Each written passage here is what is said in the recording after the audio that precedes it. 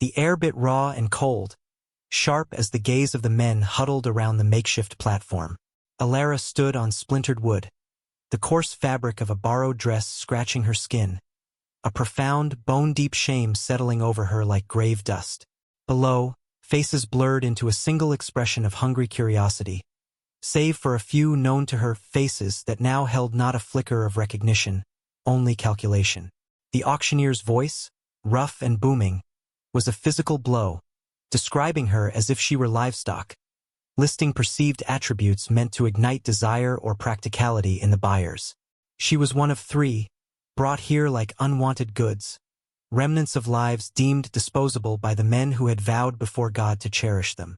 Beside her stood Martha, her face etched with a weariness that went beyond years, eyes fixed on some distant, unattainable horizon. On her other side, young Isabel trembled, a soft, pathetic sound escaping her lips before she stifled it with a hand. They were stripped bare not just of possessions, but of dignity, of hope, of the very notion of self. The low murmurs of the crowd, the clinking of coins, the chill wind whipping through the flimsy structure, it all coalesced into a sensory assault, cementing the terrible reality. This was the end. There was no lower to sink. Alara forced herself to look out, not at the cruel faces, but beyond, towards the edge of the small, desperate gathering.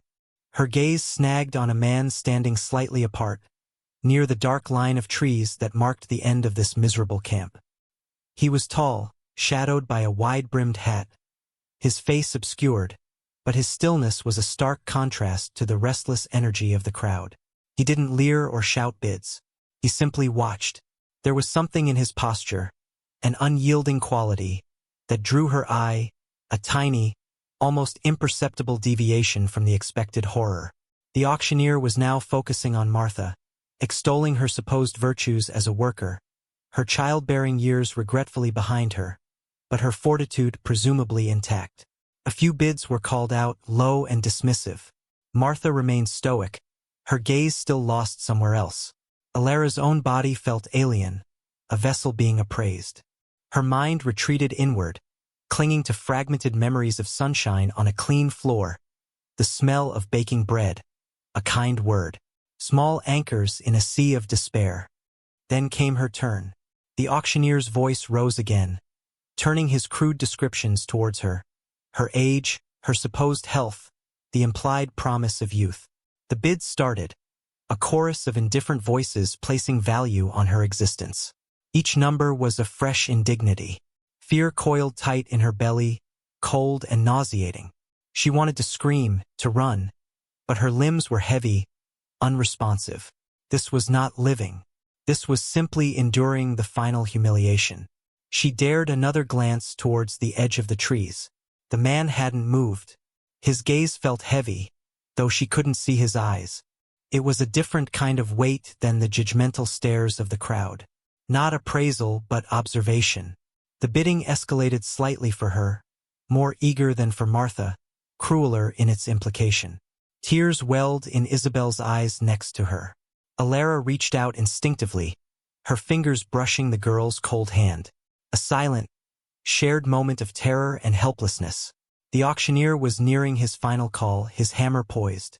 The man by the trees shifted. It was subtle, just a slight straightening of his shoulders, a turn of his head towards the platform. Then, a voice, deep and quiet, cut through the noise. Not a bid. Something else. A question, perhaps, too low for Alara to hear clearly from the platform, but it caused the auctioneer to pause, the hammer suspended midair. A ripple went through the crowd. All eyes turned towards the man. Silas. That was the name whispered through the crowd, a name that carried a certain weight, a mix of caution and grudging respect. His presence, silent moments before, now commanded the space. The hammer did not fall. The auction was stopped, not by force, but by the quiet, unwavering presence of one man who simply stood and watched until the proceedings became untenable under his gaze. Alara's heart hammered against her ribs, a frantic bird trapped in a cage. She didn't understand what was happening, but the immediate threat of being sold felt suspended. The man, Silas, turned slowly and began to walk away, not towards the crowd, but back towards the trees, towards the wilderness from which he seemed to have emerged. He didn't speak to them, didn't even look directly at them as he passed. Yet, his departure felt like an unspoken invitation, a silent command. A terrifying uncertainty replaced the dread, but also a sliver infinitesimally small of something else. Possibility. The wind carried the last echoes of the auctioneer's frustrated shouts as they followed Silas. He did not hurry, nor did he wait. He simply moved with a steady, ground-eating stride that set the pace. Martha walked with her head down, her face a mask of exhaustion. Isabel stumbled often, Alara catching her arm each time. The silence between them was thick with unspoken trauma, punctuated only by the crunch of their boots on frozen ground and the sighing of the wind through bare branches. Silas led them away from the camp, away from the cruel eyes and judging whispers, deeper into the sparse, winter-hardened landscape. He never looked back, but Alara felt his awareness of them, a silent shepherd guiding a lost flock. There was no conversation, no explanation. His intervention at the auction had been as abrupt and mysterious as this subsequent journey. They were simply following the man who had stopped their sale, unsure if they were trading one form of captivity for another. As dusk bled across the sky, painting the horizon in bruised purples and oranges, they reached a small, solid cabin nestled low in a hollow, almost hidden by the terrain.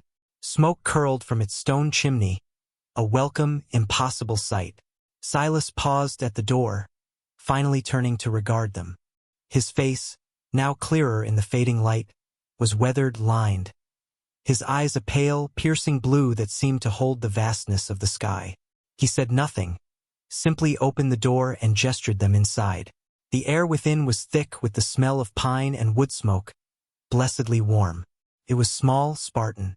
A rough table, 3 stools, a stone hearth where a fire crackled, 2 narrow bunks built into the wall. Everything was clean, meticulously ordered. He closed the door behind them, shutting out the biting cold and the recent past. He still hadn't spoken. He moved efficiently, pouring water from a bucket into a kettle, setting it on the fire. He then went to a small cupboard and took out hardtack, dried meat, and a tin of coffee.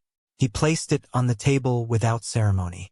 "Eat," he said, his voice low and gravelly, the first word Alara had heard him utter. It wasn't a command, not exactly, but it held in quiet authority. The simple act of being offered food, real food, in a warm place was overwhelming. Isabel began to cry softly, tears tracing clean paths through the dirt on her cheeks. Martha sank onto one of the stools, burying her face in her hands, silent sobs shaking her thin frame. Alara remained standing, watching Silas. He ignored their distress, or perhaps, simply allowed them their moment, continuing his task of preparing the meager meal. He didn't offer comfort, but his lack of judgment, his quiet focus on the practical needs of the moment, was its own form of solace. They ate in near silence, the scraping of tin plates the loudest sound. The food was plain, but it was nourishment, and it filled a hollow ache that went deeper than hunger. After they finished, Silas showed them where to wash, where to find extra blankets. He pointed to the 2 bunks. "You 3 take those." He then unrolled a bedroll near the hearth for himself. There was no question, no debate. He was the quiet master of this small domain. Alara watched him, trying to decipher him. He wasn't kind in any obvious way, offering no gentle words or gestures. But his actions, stopping the auction, leading them here, providing warmth and food and shelter, spoke volumes. He hadn't asked for anything in return. He hadn't touched them, hadn't even looked at them with anything other than that steady, assessing gaze. He was an enigma, a silent guardian in a world that had shown them only cruelty. Sleep came slowly, fitfully, filled with shadows of the past, but underneath the fear, the hard ground beneath Alara felt solid, the air warm against her skin. They were safe for now. The question of why remained, a quiet hum beneath her exhaustion. But for the first time in days, hope wasn't an entirely foreign concept. It was a tiny, fragile ember in the hearth of her heart. Weeks bled into months, marked by the changing landscape outside the cabin windows and the slow, hesitant shedding of fear within its walls. The initial shock and trauma began to recede, replaced by a quiet, determined resilience. Silas remained an enigma, but his steady presence was an anchor. He didn't pry, didn't demand to know their stories, though Alara suspected he knew enough. He simply existed alongside them, a quiet, capable force. He would leave for days at a time, hunting or trading, returning with provisions and a silence that was never oppressive, only complete. In his absence, the women began to find their voices. They spoke of their pasts in hushed tones, fragmented memories shared like precious, broken treasures. They spoke of the men who had discarded them, not with longing, but with a bewildered sorrow for the lives they had lost, and a growing anger for the injustice. Under Silas's unspoken guidance, they learned the rhythms of the wilderness. How to mend clothes with awkward stitches, how to prepare food beyond boiling water, how to recognize the signs of changing weather. He didn't explicitly teach them. He simply did these things, and they watched, imitated, learned. Alara discovered a quiet strength in her hands, a satisfaction in performing simple, necessary tasks.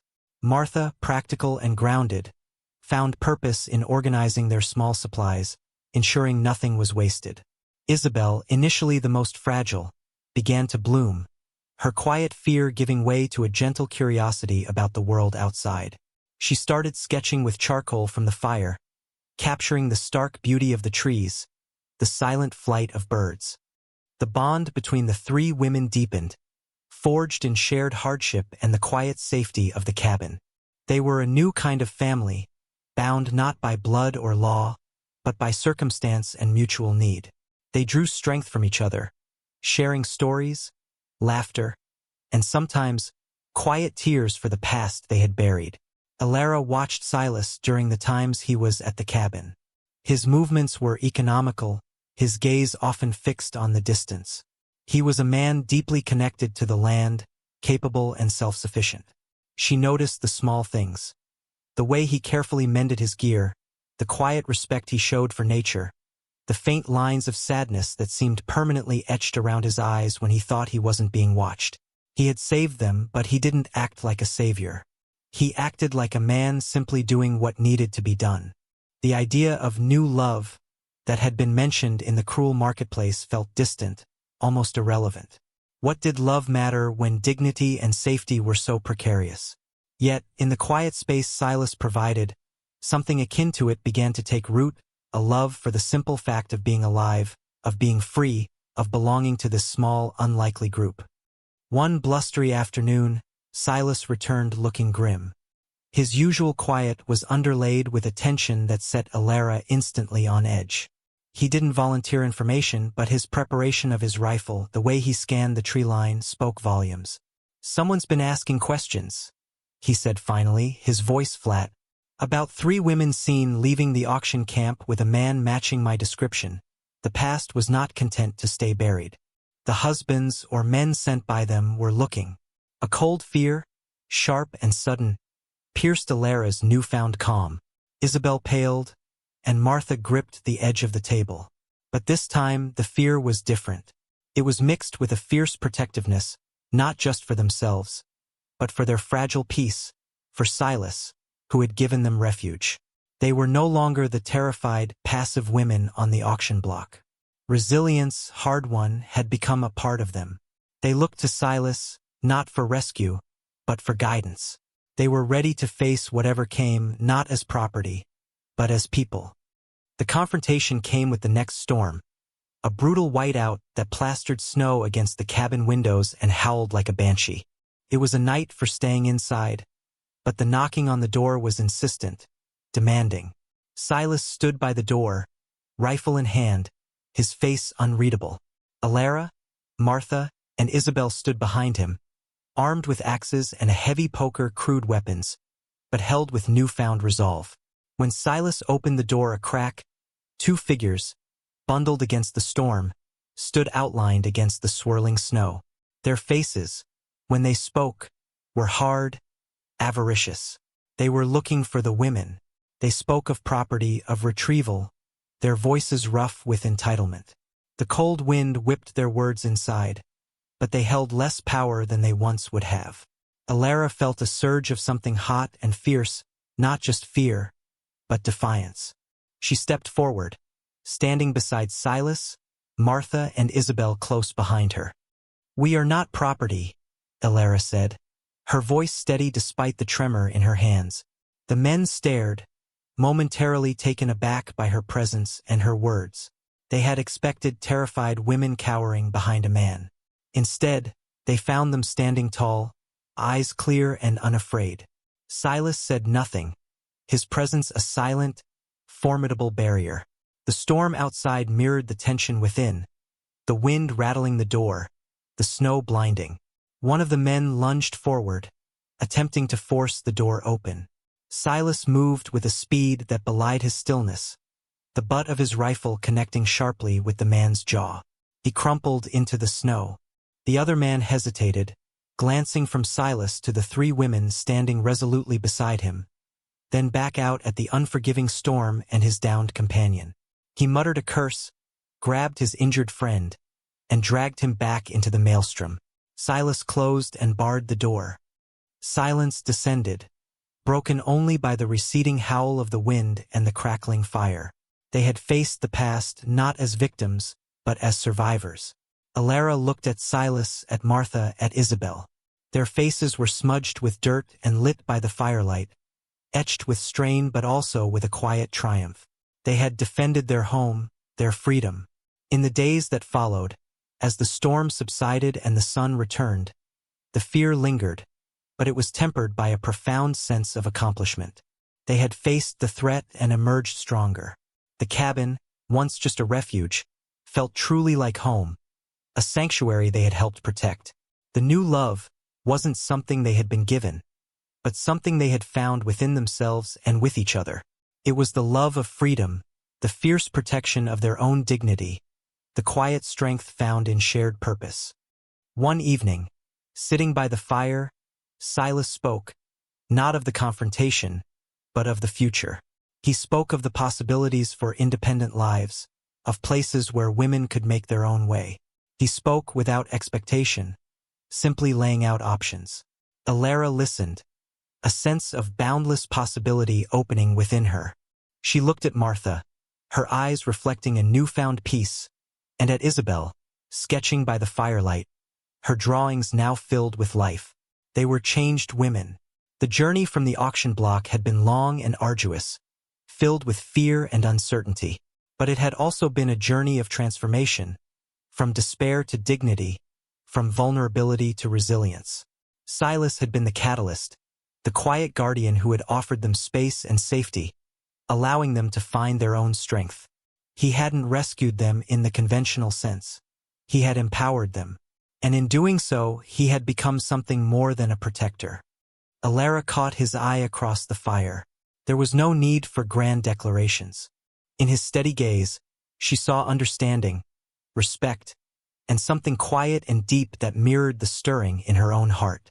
It wasn't the desperate grasping for a rescuer, but a mutual acknowledgement of resilience, a shared journey that had led them both to this quiet, hopeful place.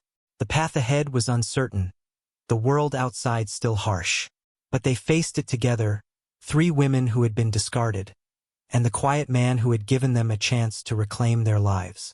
They had found love, yes, not as a transaction, but as the enduring strength of connection, the fierce beauty of resilience, and the quiet promise of a future they would build for themselves, piece by careful piece.